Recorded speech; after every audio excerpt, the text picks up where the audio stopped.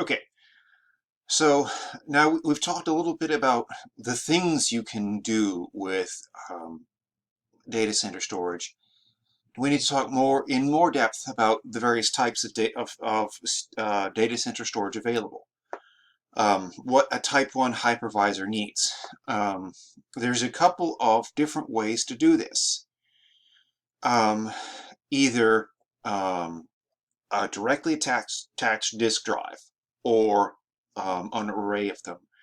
For example, going back to the power center servers in room 220, there are at least half a dozen bays where you could plug in hard drives of various capacities.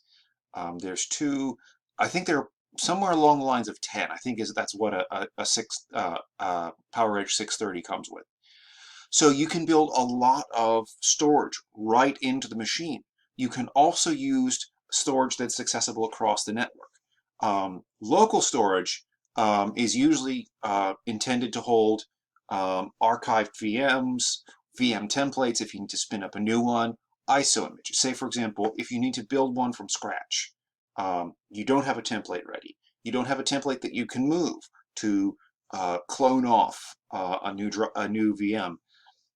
You might have to build a new VM from scratch. It's going to need an ISO image of some kind. We also have network attached storage. Network storage can either be a NAS, network attached storage, or a storage area network. There's an important distinction to be made here. A NAS is a single device. A storage area network is an entire network whose primary function is to provide access to large quantities of storage. There are a number of different ways to build a storage area network, or a SAN. You can build one physically, or you can virtualize one. We'll talk about vSAN in a little bit. But when you think about network attached storage, think about say, a Synology box with a network port on it and a little embedded operating system, and you can plug 3 or 4 or 5 drives into it, and bam, you've got a little portable RAID array that kind of has its own operating system. That's a very different proposition from a true SAN.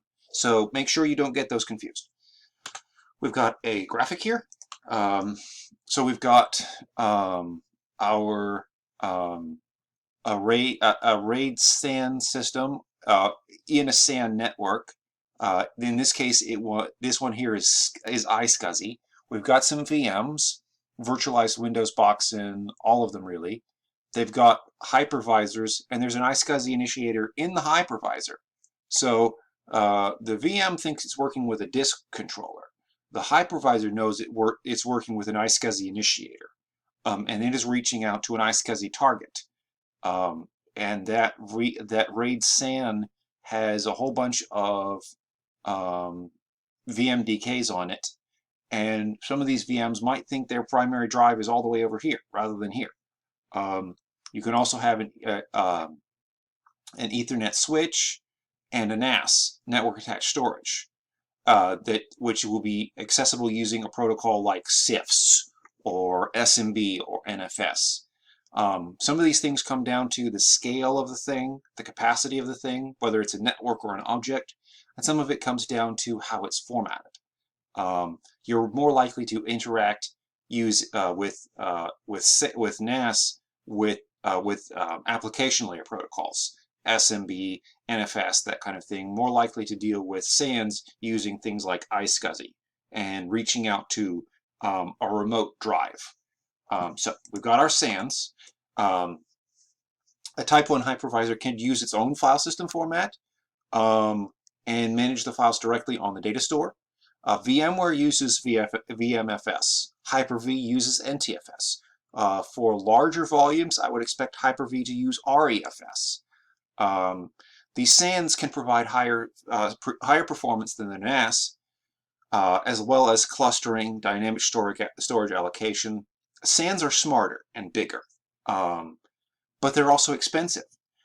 SAN systems are based on a couple of technologies, usually either fiber channel or iSCSI. iSCSI being, of course, SCSI over the internet, over TCP/IP, essentially. Fiber channel used to be its own layer 2, layer 3 protocol network, with its own hardware, its own layer 2 stuff, its own layer 3 stuff.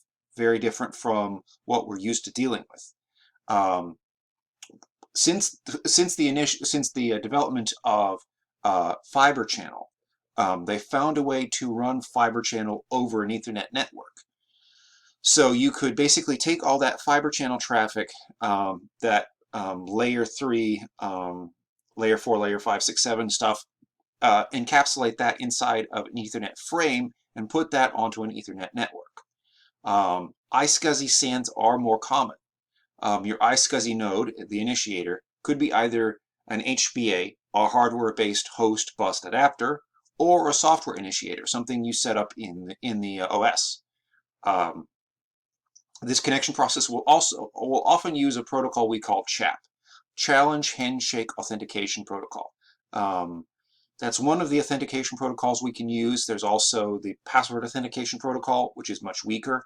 One of the good things about CHAP, the Challenge Handshake Authentication Protocol, is that it mutually authenticates. It's a 3-step process instead of 2.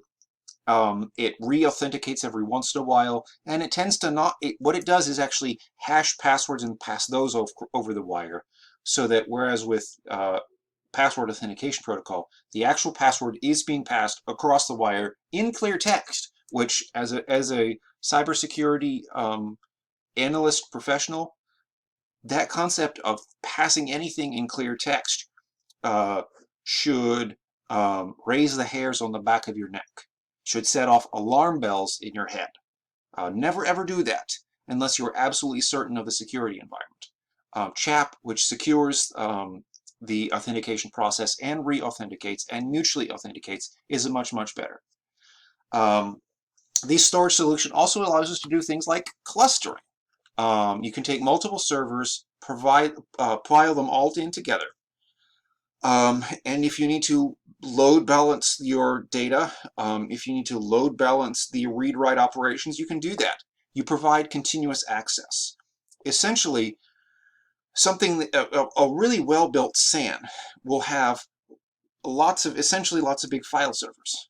But those file servers are tied into, have not just one NIC, but several.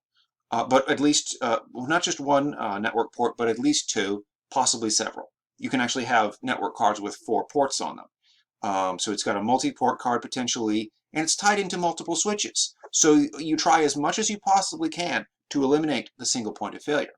It kind of looks like this. Say, for example, you've got 2 servers. You've got app A running on server A.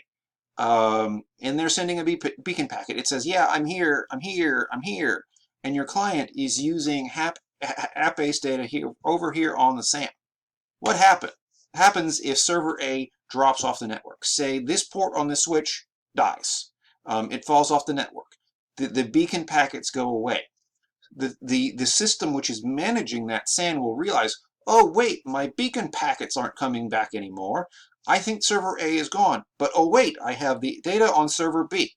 So client C is still reaching its data on its app data on over here on the SAN, now using server B, and it doesn't know any different. That's kind of one of the benefits of this. We want to hide as many of these problems from the user as possible. Whether that's high availability or fault tolerance or DRS or whatnot. We want to make the system as robust as possible so the user never actually knows there's an outage. There may be panic in the server room, but the users don't know the difference. And that's our end goal.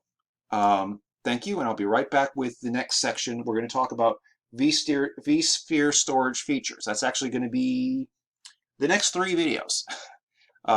Thanks.